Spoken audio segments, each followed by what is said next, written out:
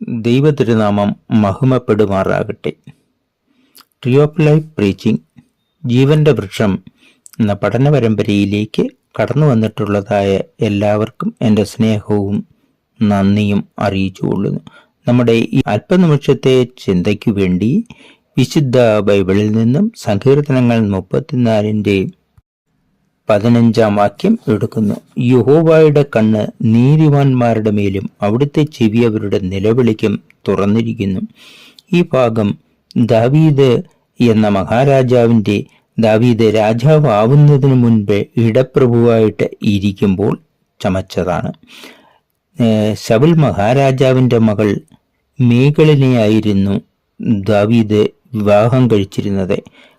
ആയതിനാൽ ശൗൽ മഹാരാജാവിൻ്റെ യുദ്ധത്തിൻ്റെ നേതാവായിട്ട് ശൗൽ മഹാരാജാവിൻ്റെ കൂടെ താമസിക്കുകയായിരുന്നു കൊട്ടാരത്തിൽ.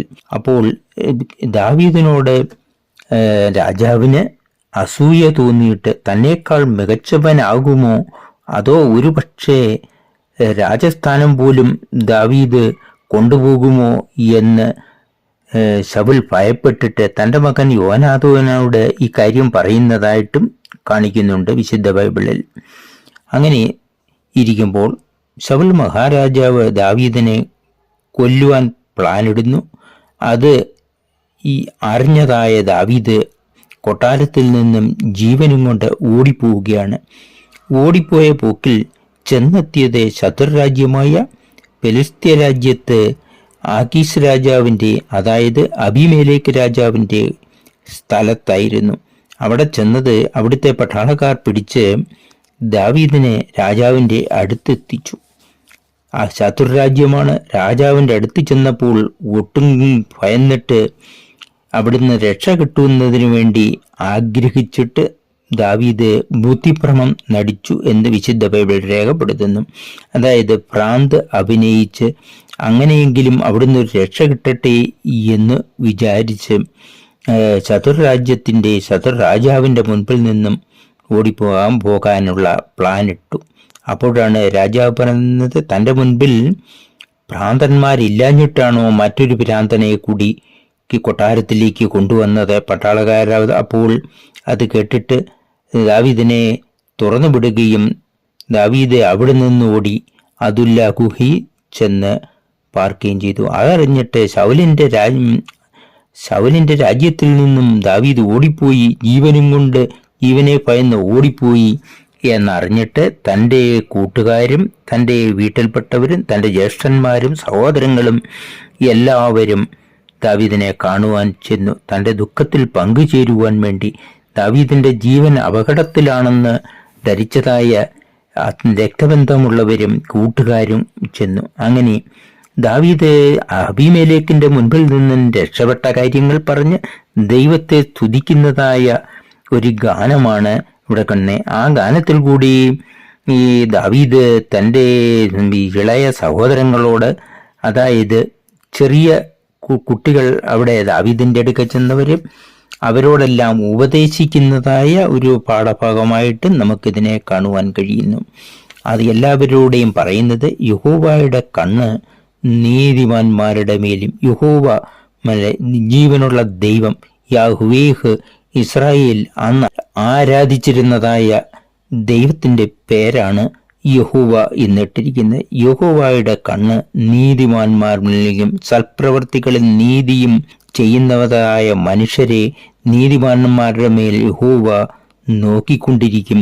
യഹോവയുടെ ചെവി ഈ നീതിമാന്മാരുടെ നിലവിളിക്ക് തുറന്നിരിക്കുന്നു, എപ്പോഴും കേൾക്കുവാൻ വേണ്ടി ആഗ്രഹിച്ചിരിക്കുന്നു എന്ന് പറഞ്ഞാണ് ദൈവത്തെ സ്തുതിക്കുന്നത്. ആ സ്തുതി ഈ ഗാനങ്ങൾ തൻ്റെ കൂടെയുള്ളവരെ ഇളയവരെ പഠിപ്പിക്കുന്നതായിട്ടും നമുക്ക് മനസ്സിലാക്കുവാൻ കഴിയുന്നു. യോബിന്റെ പുസ്തകത്തിൽ 36-ാം അധ്യായം 7-ാം വാക്യത്തിൽ നിന്ന് നീതിമാന്മാരുടെ മേൽ ദൈവം തൻ്റെ കടാക്ഷം മാറ്റുന്നില്ല. നീതിമാന്മാരെ ദൈവം എപ്പോഴും നോക്കിക്കൊണ്ടിരിക്കും. കണ്ണ് എപ്പോഴും നോക്കിക്കൊണ്ടിരിക്കും. വിശുദ്ധന്മാരെ, മനുഷ്യരായ വിശുദ്ധന്മാരെ ദൈവം എപ്പോഴും നോക്കിക്കൊണ്ടിരിക്കുന്നു. അവരുടെ അനുഗ്രഹത്തിനായിട്ട് ദൈവം നോക്കിക്കൊണ്ടിരിക്കും. സങ്കീർത്തനം 33:18 പറയുന്നു, ദൈവിക ദൃഷ്ടി എപ്പോഴും തന്നെ ഭയപ്പെടുന്നവരുടെ മേൽ, അതായത് ദൈവത്തെ ഭയപ്പെടുന്നവരുടെ, ദൈവത്തെ ആരാധിക്കുന്നവരുടെ മേൽ, ജീവനുള്ള ദൈവത്തെ ആരാധിക്കുന്നവരുടെ മേൽ ദൈവത്തിൻ്റെ ദൃഷ്ടി എപ്പോഴും ഉണ്ടായിരിക്കും എന്നാണ് ദൈവം നോക്കിക്കൊണ്ടിരിക്കുന്നത്. അങ്ങനെയാണ് 33-ാം സങ്കീർത്തനത്തിലും എഴുതിയിരിക്കുന്നത്. ദൈവിക ദൃഷ്ടി എപ്പോഴും, ദൈവത്തിന്റെ കണ്ണ് എപ്പോഴും നീതിമാന്മാരെ, വിശുദ്ധന്മാരെ, നല്ലവരെ നോക്കിക്കൊണ്ടിരിക്കും. മിക്കവാറുമുള്ള സങ്കീർത്തനങ്ങളിലെല്ലാം ഇങ്ങനെ തന്നെയാണ്. ദൈവം മനുഷ്യപുത്രന്മാരെ നോക്കുന്നു, മനുഷ്യരെ നോക്കുമ്പോൾ വിശുദ്ധന്മാരായിട്ടുള്ള, നീതിമാന്മാരായിട്ടുള്ളവർക്ക് അനുഗ്രഹം കൊടുക്കേണ്ടതിനു വേണ്ടി അവരെ നോക്കുന്നുണ്ട്. അവർക്ക്, നീതിമാന്മാർക്ക് ദൈവത്തിൻ്റെ ഗ്രേസ്, അതായത് മലയാളത്തിൽ ദൈവത്തിൻ്റെ കൃപ എന്നാണ്. ആ കൃപ കൊടുക്കുന്നതിനു വേണ്ടി ദൈവം മനുഷ്യരെ നോക്കിക്കൊണ്ടിരിക്കുന്നു. അതുപോലെ തന്നെ തെറ്റ് ചെയ്യുന്നവരെയും ദൈവം നോക്കുന്നുണ്ട്. തെറ്റ് ചെയ്യുന്നവർക്ക് ശിക്ഷ കൊടുക്കുവാനാണ് ദൈവം നോക്കുന്നത്. അവർക്ക് ഇന്നല്ലെങ്കിൽ നാളെ, അല്ലെങ്കിൽ പിന്നൊരു ദിവസം അവർക്ക് ശിക്ഷയുണ്ട് എന്ന് കരുതി നല്ല രീതിയിൽ ജീവിക്കുവാനാണ് അവരെയും ആഹ്വാനം ചെയ്യുന്നത്. ഇവിടെ നമുക്ക് ദൈവം എല്ലാ മനുഷ്യരെയും നോക്കുന്നു. തൻ്റെ സൃഷ്ടിയിലുള്ള എല്ലാ ജീവജാലങ്ങളെയും ദൈവം നോക്കുന്നുണ്ട്.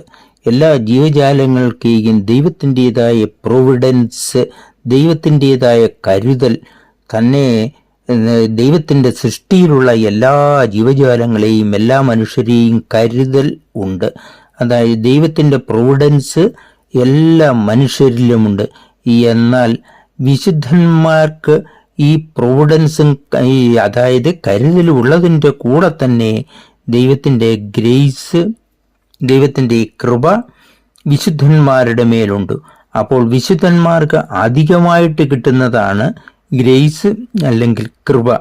ആ കൃപയ്ക്ക് അനുസരണമായിട്ട് ഒന്നുകിൽ ഈ ലോകത്തിലെ കഷ്ടപ്പാടിൽ നിന്ന് വിടുതലോ, അല്ലെങ്കിൽ അത് സഹിക്കുവാനുള്ള ഒരു ദൈവിക അനുഗ്രഹമോ കിട്ടുന്നതിന് നാം കൃപയെന്ന് പറയുന്നുണ്ട്.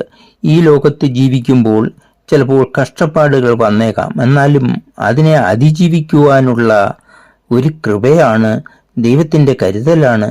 ദൈവം ഈ ലോകത്ത് മനുഷ്യനെ അനുഗ്രഹിക്കുന്നതാണ്. ദൈവത്തെ ആരാധിക്കുന്നവർക്ക്, നീതിമാന്മാർക്ക് ദൈവത്തിൻ്റെ കൃപ ഉണ്ട്.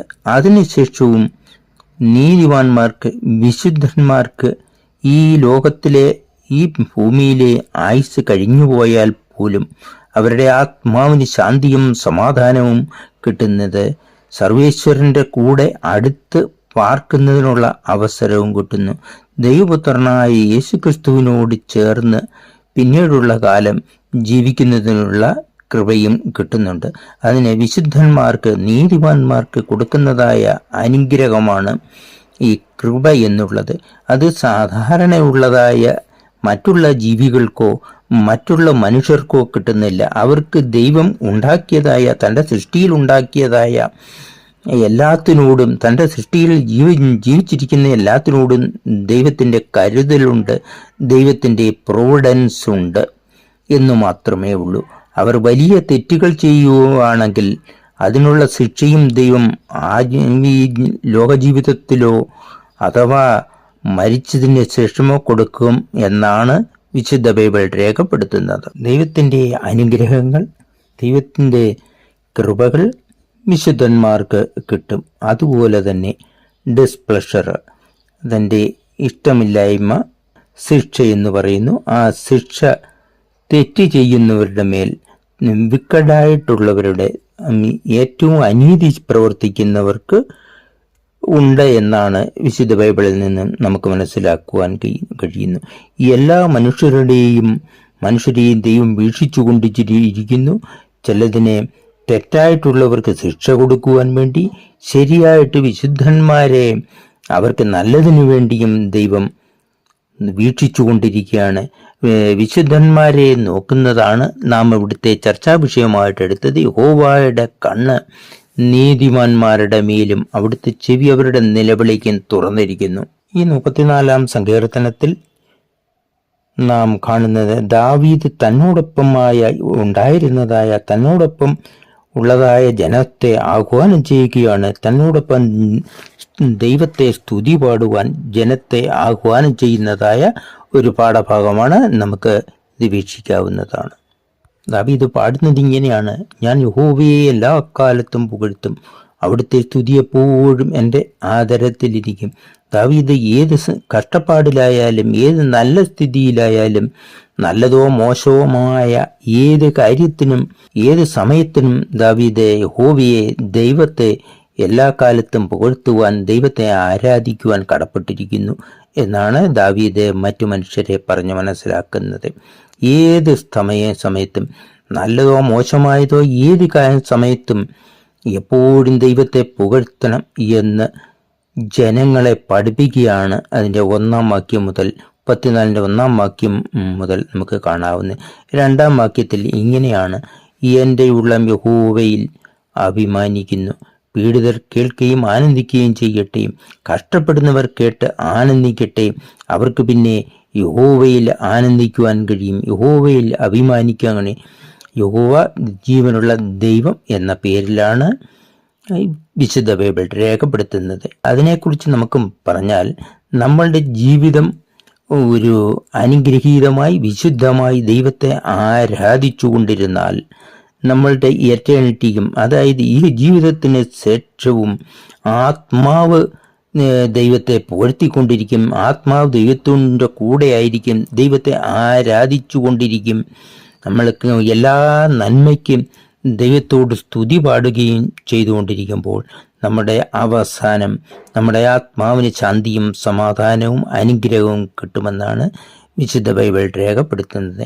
അതിൻ്റെ 3-ാം വാക്യത്തിൽ ദാവീദ് ആഹ്വാനം ചെയ്യുന്നു: എന്നോട് ചേർന്ന് യഹോവയെ മഹത്വപ്പെടുത്തുക, നമുക്കൊരുമിച്ച് അവിടുത്തെ നാമത്തെ വണങ്ങാം.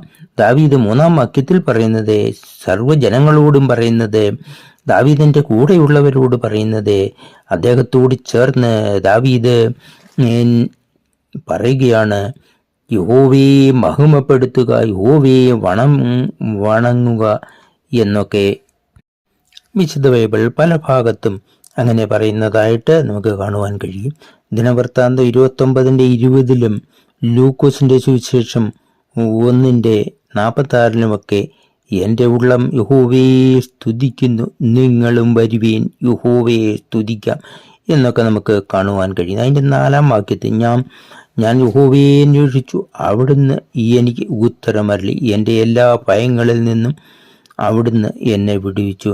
ഇവിടെ ദാവീദ് മനസ്സിലാക്കുന്നത്, ദാവീദിനെ ആക്കീസ് രാജാവിൻ്റെ മുൻപിൽ നിന്നും അപകടത്തിൽ നിന്നും രക്ഷപ്പെടുത്തി മറ്റൊരു സ്ഥലത്തേക്ക് ദാവീദ് രക്ഷപ്പെട്ടു പോകുന്ന രാജാവിൻ്റെ അരമനയിൽ പിടിച്ചുകൊണ്ട് ചെന്നിട്ടും ആക്കീസ് രാജാവിൽ നിന്ന് രക്ഷപ്പെട്ട് പോകുന്നത്.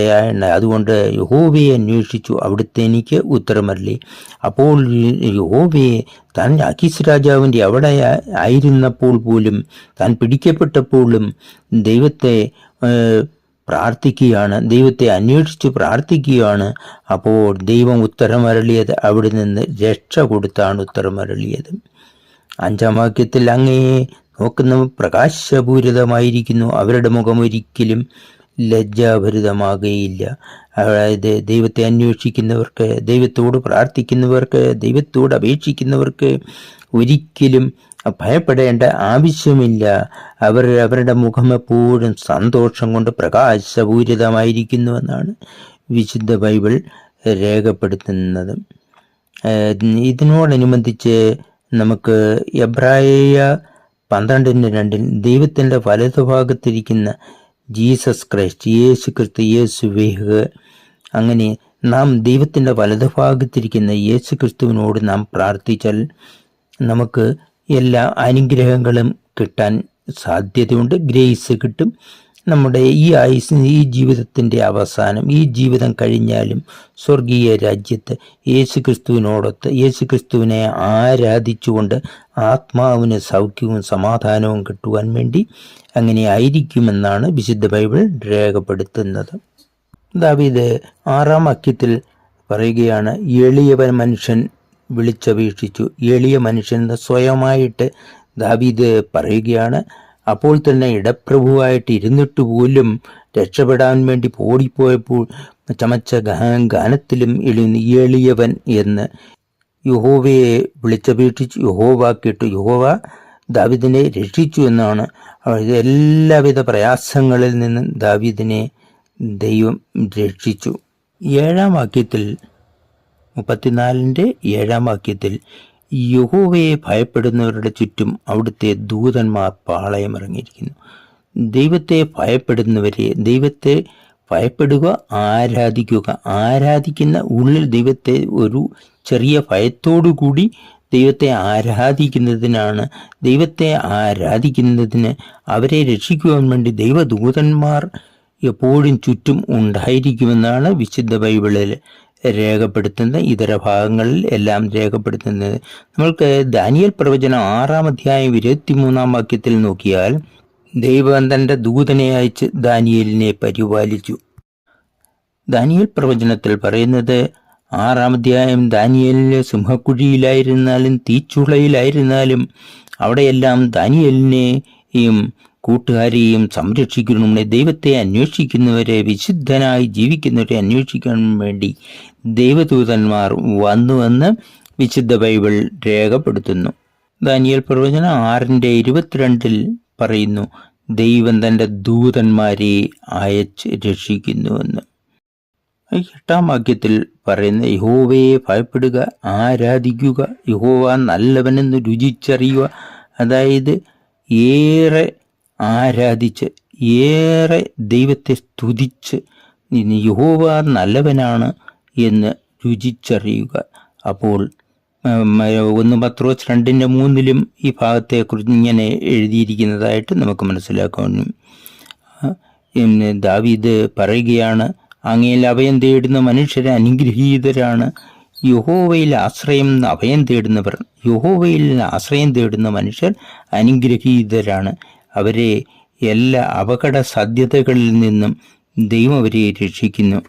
9-ാം വാക്യത്തിൽ പറഞ്ഞ യഹോവയുടെ വിശുദ്ധ ജനമേ അവിടുത്തെ ഭയപ്പെടുക, അവിടുത്തെ ഭക്തന്മാർക്ക് ഒന്നിനും കുറവുണ്ടാകുന്നില്ല. വിശുദ്ധരോട് തന്നെ പറയുകയാണ് ദാവീദ്, യഹോവയുടെ വിശുദ്ധ ജനമേ അവിടുത്തെ ഭയപ്പെടുക, ദൈവത്തെ ഭയപ്പെടുക. ദൈവത്തിൻ്റെ ഭക്തന്മാർക്ക് ഒന്നിനും കുറവുണ്ടാകുകയില്ല എന്ന് നാം ചിന്തിക്കുമ്പോൾ നമുക്ക് ഉള്ളത് കൊണ്ട്, പ്രാക്ടിക്കലായിട്ട് ചിന്തിച്ചാൽ നമുക്കുള്ളത് കൊണ്ട് തൃപ്തി അടയുകയാണ്. ഫിലിപ്പിയർ 3:11 കാണുന്നുണ്ട്. നമുക്ക് ഉള്ളത് കൊണ്ട് തൃപ്തിപ്പെടുക. അതായത് അവർക്ക് സാമ്പത്തികമായിട്ടോ ശരീരം നല്ല രീതിയിൽ സുഖമായിട്ടോ എപ്പോഴും കാണണമെന്നില്ല. താൻ യഹോവയെ വിശുദ്ധ ജനമേ, യഹോവയുടെ വിശുദ്ധ ജനമേ അവിടത്തേക്ക് ഭയപ്പെടുക. അങ്ങനെയുള്ളവർക്ക് ഒന്നിനും കുറവുണ്ടാകുകയില്ല. അതായത് അവർക്കുള്ളത് കൊണ്ട് സന്തോഷമായിട്ടും ദൈവത്തെ ആരാധിച്ചുകൊണ്ട് ജീവിക്കുവാൻ സാധിക്കുന്നുണ്ട്. അത് വലിയ കഷ്ടപ്പാടുകളിൽ വരാതെ ജീവിക്കുവാൻ സാധിക്കുന്നുണ്ട്. 23-ാം സങ്കീർത്തനം 1-ാം വാക്യത്തെ യഹോവ എൻ്റെ ഇടയനാകുന്നു, എനിക്ക് മുട്ടുണ്ടാകും, എനിക്ക് പ്രയാസമുണ്ടാകില്ല. യഹോവ ഇടയനായിരുന്നാൽ, യഹോവ ദൈവമായിരുന്നാൽ, യഹോവ സംരക്ഷകനായിരുന്നാൽ പിന്നൊന്നിനും ഒരു പ്രയാസവും വരികയില്ല എന്നാണ് 23-ാം സങ്കീർത്തനം നമുക്ക് കാണുവാൻ കഴിയുന്നത്. 10-ാം വാക്യത്തിൽ സിംഹക്കുട്ടികൾ ക്ഷീണിതരാകുകയും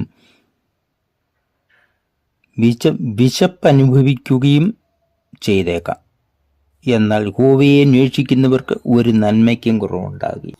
യഹോവയെ അന്വേഷിക്കുന്നവർക്ക് എല്ലാവിധ നന്മകളും അനുഗ്രഹങ്ങളും ഗ്രേസും കൃപ കിട്ടുന്നുണ്ട്. സിംഹക്കുട്ടികൾ ക്ഷീണിതരാകുകയും എന്ന് പറയുമ്പോൾ സിംഹമാണ് ഏറ്റവും ശക്തി കൂടിയതായ വനത്തിലെ ജീവികൾ. അങ്ങനെ ആ സിംഹത്തിന് അതിൻ്റെ കുട്ടികൾക്ക് ആഹാരം കൊടുക്കുന്നതിന് പ്രയാസമില്ല. ശക്തി കൂടിയവർക്ക് ആഹാരം പിടിച്ചുകൊണ്ട് വരാൻ പറ്റും. എന്നാൽ ചില സമയത്ത് സിംഹക്കുട്ടികളും വിശപ്പ് അനുഭവിക്കുന്നുണ്ടെങ്കിൽ അതൊരു ഉപമയായിട്ട് പറഞ്ഞത്. എന്നാൽ ദൈവത്തെ അന്വേഷിക്കുന്നവർക്ക് ഒരു നന്മയ്ക്കും കുറവുണ്ടാകുകയില്ല എന്നാണ് ഈ ഭാഗത്ത് നിന്ന് നമുക്ക് മനസ്സിലാക്കുവാൻ കഴിയുന്നത്. മത്തായിയുടെ സുവിശേഷം 6-ാം അധ്യായം 32-ാം വാക്യത്തിൽ ഇങ്ങനെ പറയുന്നു, ദൈവം മനുഷ്യർക്ക് ആവശ്യമുള്ളതെല്ലാം കൊടുക്കുന്നു. അതായത് വിശുദ്ധന്മാർക്ക് ആവശ്യമുള്ളതെല്ലാം ദൈവം മുന്നമേ കണ്ടറിഞ്ഞ് അവർക്ക് നൽകും എന്നാണ് രേഖപ്പെടുത്തുന്നത്. ഇതിൻ്റെ 34-ാം അധ്യായം സങ്കീർത്തനത്തിൻ്റെ 11-ാം വാക്യത്തിൽ, എൻ്റെ മക്കളെ വരിക, ഞാൻ പറയുന്നത് ശ്രദ്ധിക്കുക, യഹോവ ഭക്തി ഞാൻ നിങ്ങൾക്ക് ഉപദേശിച്ചു തരാം. അതായത് ദൈവത്തെ എങ്ങനെയാണ് ആരാധിക്കേണ്ടത് എന്ന് പ്രായമുള്ളതായ അവരെക്കാൾ ചെറുപ്പക്കാരെക്കാട്ടും സ്വല്പം പ്രായമുള്ളതായ ദാവീദ് ചെറുപ്പക്കാരായ കുട്ടികളെ ഉപദേശിക്കുന്നതായിട്ടാണ് നമുക്ക് മനസ്സിലാക്കുന്നത്. പ്രായം കുറഞ്ഞവരെ ഉപദേശിച്ച് എൻ്റെ മക്കളെ വരിക, നമ്മൾക്കെല്ലാവർക്കും കൂടെ ദൈവത്തെ ആരാധിക്കാം, യഹോവയെ ഭക്തിയിൽ ജീവിക്കുക എന്നൊക്കെ ഉപദേശിക്കുകയാണ്. ദാവീദ് യഥാർത്ഥത്തിൽ ഒരു യോദ്ധാവോ ഒരു യുദ്ധത്തിന് പോകുന്ന ആളുമായിരുന്നു. ഗോലിയാത്തിനെ കൊന്നതായിട്ട് വിശുദ്ധ ബൈബിൾ തന്നെ രേഖപ്പെടുത്തുന്നുണ്ട്. ദാവീദ് പട്ടാളത്തിൻ്റെ നേതാവായിട്ട് പെരുമാറിയത് അന്നുണ്ട്. എന്നാൽ യുദ്ധത്തെക്കുറിച്ചല്ല ഇളയ കുട്ടികളോട് പറയുന്നത്. തൻ്റെ ബാല്യക്കാരോടൊക്കെ ദാവീദ് പറയുന്നത് ഈ യുദ്ധം ചെയ്യുന്നതിനെക്കുറിച്ചല്ല, എങ്ങനെയാണ് യഹോവയെ, എങ്ങനെയാണ് ജീവനുള്ള ദൈവത്തെ ആരാധിക്കേണ്ടത്, എത്ര ഭക്തിയോടുകൂടി ജീവിക്കണം എന്നാണ് ഇളയ കുട്ടികളെ ദാവീദ് ഉപദേശിക്കുന്നത്. ജീവനെ സ്നേഹിക്കുകയും സന്തുഷ്ട നിറഞ്ഞതായ ദീർഘായുസ് ആഗ്രഹിക്കുകയും ചെയ്യുന്നവർ നിങ്ങളുടെ നാവിനെ തിന്മയിൽ നിന്നും നിങ്ങളുടെ അധരങ്ങളെ വ്യാജ സംഭാഷണത്തിൽ നിന്നും സൂക്ഷിക്കുക.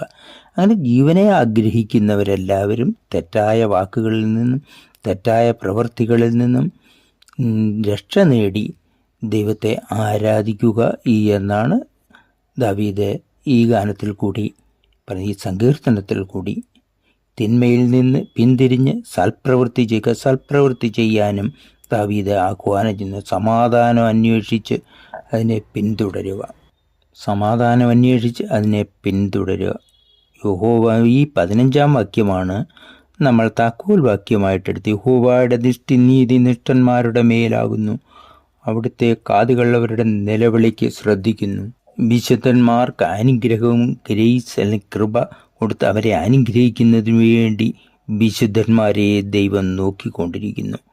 എന്നാൽ തെറ്റ് ചെയ്യുന്നവരെ അവരെയും ദൈവം ശിക്ഷിക്കുവാൻ വേണ്ടി. അങ്ങനെ തെറ്റ് ചെയ്യുന്നവർക്ക് ശിക്ഷ ഈ ലോകത്തിലോ അഥവാ ഈ ലോകത്തിലെ ജീവിതം കഴിഞ്ഞാൽ ആത്മാവിനോ അനുഭവിക്കേണ്ടി വരും എന്നാണ് വിശുദ്ധ ബൈബിൾ ഉദ്ഘോഷിക്കുന്നത്. അതുകൊണ്ട് ദൈവത്തെ അന്വേഷിച്ച് നീതിനിഷ്ഠമായി ജീവിക്കുവാനാണ് ദാവീദ് തൻ്റെ ജനക്കൂടെയുള്ളവരോട് ഉദ്ബോധിപ്പിക്കുന്നത്. അതിൻ്റെ 16-ാം വാക്യത്തിൽ യഹോവയുടെ മുഖം തിന്മ പ്രവർത്തിക്കുന്നവർക്കെതിരാകും. അതായത് തിന്മ പ്രവർത്തിക്കുന്നവർക്ക് എന്നാലും യഹോവയുടെ മുഖം എതിരാകുന്നു, അവർക്ക് ശിക്ഷ കിട്ടും എന്നുള്ള മാത്രമാണ് ഇതിൽ നിന്ന് നമുക്ക് മനസ്സിലാക്കേണ്ടത്. 17-ാം വാക്യം, നീതിനിഷ്ഠന്മാർ നിലവിളിക്കുന്നു, യഹോവ അത് കേൾക്കുന്നു, അവിടുന്ന് അവരെ സകലവിധ കഷ്ടങ്ങളിൽ നിന്നും വിടുവിക്കും. നീതിയുള്ളവർ വിശുദ്ധന്മാർ നിലവിളിക്കുന്നു, അവർക്ക് ആ കഷ്ടങ്ങളിൽ നിന്നും വിടുതൽ കിട്ടും. ദാവീദിന് ഇവിടെ വിടുതൽ കിട്ടിയതിൻ്റെ ഒരു ഓർമ്മ വെച്ചാണ് അതാണ് ദാവീദ് പറയുന്നത്. 18-ാം വാക്യത്തിൽ ഹൃദയത്തിൽ വ്യത അനുഭവിക്കുന്നവർക്ക്, ഹൃദയത്തിൽ ദുഃഖം അനുഭവിക്കുന്ന, അതായത് മനസ്സിൽ ദുഃഖം അനുഭവിക്കുന്നവരെ രക്ഷിക്കുവാൻ വേണ്ടി യഹോവ സമീപസ്ഥനാണ്. യഹോവയുടെ ആഗ്രഹം കഷ്ടപ്പെടുന്നവരെ രക്ഷിക്കുവാൻ വേണ്ടിയാണ്. മനസ്സ് തകർന്നവരെ അവിടുന്ന് രക്ഷിക്കുന്നു. മനസ്സ് തകർന്ന ആൾക്കാരെ, മനസ്സിൽ പ്രയാസം ദൂരിതമാകുന്നവരെ രക്ഷിക്കുവാൻ വേണ്ടി ദൈവം കാത്തിരിക്കുന്നു. നീതിനിഷ്ഠന്മാരായ മനുഷ്യർക്ക് ധാരാളം യാതനകളും, നീതിനിഷ്ഠന്മാരായാലും അവർക്ക് യാതനകൾ വരും. അതിൽ നിന്നെല്ലാം ദൈവം അവരെ എല്ലാറ്റിൽ നിന്നും യഹോവ അവരെ വിടുവിക്കുന്നു, രക്ഷിക്കുന്നു എന്നാണ് വിശുദ്ധ ബൈബിൾ രേഖപ്പെടുത്തുന്നത്. 20-ാം വാക്യത്തിൽ അവിടുന്ന് അവരുടെ അസ്ഥികൾക്കെല്ലാം സംരക്ഷണം നൽകുന്നു. യഹോവ അവയിലൊന്നുപോലും ഉടയ്ക്കപ്പെടുകയില്ല. അതായത് വിശുദ്ധന്മാരുടെ അസ്ഥികൾ ഒടിഞ്ഞു പോവുകയില്ല എന്നും. ഇത് വിശുദ്ധ ബൈബിളിൽ പുതിയ നിയമത്തിൽ നമ്മൾക്ക് യേശുക്രിസ്തുവിനെ ക്രൂശിക്കുമ്പോഴെന്ന് യേശുക്രിസ്തു മരിച്ചു എന്ന് കണ്ടിട്ട് യേശുക്രിസ്തുവിൻ്റെ കാൽ ഒടിച്ചില്ല എന്നൊരു ഭാഗം നാം കാണുന്നുണ്ട്. പടയാളികൾ മരിച്ചവരുടെ കാൽ ഒടിക്കുന്നില്ല, അല്ലാത്തവരും മരിക്കാത്തവരുടെ കാലൊടിക്കുന്ന സിസ്റ്റം അന്നുണ്ടായിരുന്നു. യേശുക്രിസ്തു ക്രൂശിക്കപ്പെട്ടപ്പോൾ യേശുക്രിസ്തുവിൻ്റെ കാൽ ഒടിച്ചില്ല. അതിൽ നിന്നും ഈ വാക്യത്തോടൊരു യോജിപ്പ് നമുക്ക് കാണുവാൻ കഴിയുന്നു. 20-ാം വാക്യത്തിൽ അവിടുന്ന് അവരുടെ അസ്ഥികളെക്കെല്ലാം സംരക്ഷണം നൽകുന്നു. 21-ാം വാക്യത്തിൽ അധർമ്മം ദുഷ്ടരെ കൊല്ലും. അധർമ്മം തെറ്റ് ചെയ്യുന്നവരെ ദുഷ്ടരെ കൊല്ലുന്നതിനുണ്ട്. നീതിമാന്മാരുടെ ശത്രുക്കൾ ശിക്ഷിക്കപ്പെടും. നീതിമാന്മാരെ, വിശുദ്ധന്മാരെ, നന്മ പ്രവർത്തിക്കുന്നവരെ ഉപദ്രവിക്കുന്നവരെ, അതായത് നന്മ പ്രവർത്തിക്കുന്ന നീതിമാന്മാരെ ശത്രുത കാണിച്ച് പ്രശ്നം ഉണ്ടാക്കുന്നവർക്ക് ശിക്ഷ ദൈവം കൊടുക്കുമെന്നാണ് വിശുദ്ധ ബൈബിൾ രേഖപ്പെടുത്തുന്നത്. 22-ാം വാക്യത്തിൽ യഹോവ തൻ്റെ സേവകരെ മോചിപ്പിക്കുന്നു. തന്നെ ആരാധിക്കുന്നവർക്ക്, തന്നിൽ അഭയം തേടുന്നവരെ യഹോവ രക്ഷിക്കുന്നു. അവർക്ക് യഹോവയോട് പ്രാർത്ഥിക്കുന്നവർക്ക്, ആരാധിക്കുന്നവർക്ക് എല്ലാ കഷ്ടങ്ങളിൽ നിന്നും അവരകന്ന് ജീവിക്കുന്നവരെ ദൈവം ശിക്ഷാവധി ഇല്ലാതെ അവരെ അനുഗ്രഹിക്കും, കാത്തുകൊള്ളും, പരിപാലിക്കും എന്നൊക്കെയാണ് ഇതിൽ നിന്നും മനസ്സിലാക്കേണ്ടത്. ഇത് ഈ ഭാഗം കംപ്ലീറ്റ് ചെയ്യുന്നത്, അതായത് പര്യവസാനിക്കുന്നത് വിശ്വാസികൾക്ക് ശുഭാപ്തി വിശ്വാസം പ്രദാനം ചെയ്തുകൊണ്ട് ദൈവത്തെ ആരാധിക്കുന്ന വിശുദ്ധന്മാർക്ക് എന്നും നന്മയും അനുഗ്രഹവും ആണ് കിട്ടുന്നത്. അങ്ങനെ തനിക്ക് അവിടെ ഭൗതികമായ ജീവിതത്തിലും നന്മയും അനുഗ്രഹങ്ങളും കിട്ടിയിട്ടുണ്ടെങ്കിൽ യഹോവയെ അന്വേഷിക്കുന്നവർക്ക് എന്നും നന്മയും അനുഗ്രഹങ്ങളിൽ കിട്ടും. ഈ ലോകജീവിതം കഴിഞ്ഞാലും അവരുടെ ആത്മാവിന് ശാന്തിയും സമാധാനവും കിട്ടി യേശുക്രിസ്തുവിൻ്റെ കൂടെ, ദൈവത്തിൻ്റെ കൂടെ, ദൈവപുത്രനായ യേശുക്രിസ്തുവിൻ്റെ കൂടെ തൻ്റെ ആത്മാവുകളും ആ വിശുദ്ധന്മാരുടെ ആത്മാവുകളും അവിടെ സ്വർഗീയ രീതിയിൽ കഴിയുമെന്നാണ് വിശുദ്ധ ബൈബിൾ രേഖപ്പെടുത്തുന്നത്. അങ്ങനെ ദൈവത്തെ വിശ്വസിക്കുന്നവരെ എൻ്റെ ജീവനെ പാതാളത്തിൽ നിന്നും രക്ഷിക്കുന്നു. ഏത് ദുഃഖത്തിൽ നിന്നും, പ്രയാസത്തിൽ നിന്നും, കഷ്ടപ്പാടിൽ നിന്നുമെല്ലാം ദൈവത്തിൽ വിശ്വസിക്കുന്നവരെ രക്ഷിക്കും. അവർ ഈ ലോകജീവിതത്തിലെ ഒരു നിശ്ചിത കാലം കഴിയുമ്പോൾ, കടന്നു പോകുമ്പോൾ അവരുടെ ആത്മാവും ജീവനും ചെന്നെത്തുന്നത് യേശുക്രിസ്തുവിൻ്റെ അടുത്തായിരിക്കും. സ്വർഗീയമായ ദർശനത്തിൽ സ്വർഗീയമായ യേശുക്രിസ്തുവിനോട് കൂടെ ജീവിക്കുവാണ്. ദൈവപുത്രനായ യേശുക്രിസ്തുവിനോട് കൂടെ ജീവിക്കും. ദൈവത്തിൻ്റെ വലതുഭാഗത്താണ് യേശുക്രിസ്തു സ്വർഗീയ രീതിയിൽ ഇരിക്കുന്നതായിട്ട് വിശുദ്ധ ബൈബിൾ നമ്മളെ കാണിക്കുന്നത്. അങ്ങനെ യേശുക്രിസ്തുവിനെ ആരാധിച്ചുകൊണ്ട്, ദൈവത്തെ ആരാധിച്ചുകൊണ്ട് നമ്മുടെ ആത്മാക്കളും ഇഹലോകം തീരുമ്പോൾ, ഈ ലോകത്തിലെ ജീവിതം കടന്നുപോയി കഴിയുമ്പോൾ നമ്മുടെ ആത്മാവുകൾ യേശുക്രിസ്തുവിൻ്റെ അടുത്ത് ചെല്ലുകയും പിന്നെ ദൈവത്തെ ആരാധിച്ചുകൊണ്ട്, യേശുക്രിസ്തുവിനെ ആരാധിച്ചുകൊണ്ട് യുഗയുഗാന്തരങ്ങൾ അവിടെ തന്നെയാണ് കഴിയുന്നത് എന്നാണ് വിശുദ്ധ ബൈബിൾ ഉദ്ബോധിപ്പിക്കുന്നത്. നമ്മൾക്ക് ഈ വചനങ്ങളാൽ ദൈവം നമ്മളെ അനുഗ്രഹിക്കുമാറാകട്ടെ. നമുക്കും വിശുദ്ധ ജീവിതം നയിച്ച് വിശുദ്ധിയിൽ ജീവിച്ച് ദൈവത്തെ ആരാധിച്ചുകൊണ്ട് നമുക്ക് ജീവിക്കാം. എന്നെങ്കിലും ഈ കാലയളവ് തീരുമ്പോൾ നമ്മുടെ ആത്മാക്കളും ശ്രീയേശുവിൻ്റെ അടുക്കൽ ചെന്ന്, ദൈവപുത്രനായ യേശു ക്രിസ്തുവിൻ്റെ അടുക്കൽ ചെന്ന്, പ്രപഞ്ചത്തെ സൃഷ്ടിച്ച ദൈവത്തിൻ്റെ പുത്രനായ യേശു ക്രിസ്തുവിൻ്റെ അടുക്കൽ ചെന്ന് അനുഗ്രഹീതമായി നമ്മുടെ മനസ്സിന് ശാന്തിയായി കിട്ടി, നമ്മുടെ ആത്മാവിന് ശാന്തിയും സമാധാനവും കിട്ടേണ്ടതിന് ദൈവം നമ്മളെ അനുഗ്രഹിക്കുമാറാകട്ടെ. വചനങ്ങൾ കേട്ടുകൊണ്ടിരുന്നതായ എല്ലാവർക്കും എൻ്റെ നന്ദിയും സ്നേഹവും അർപ്പിക്കുന്നു.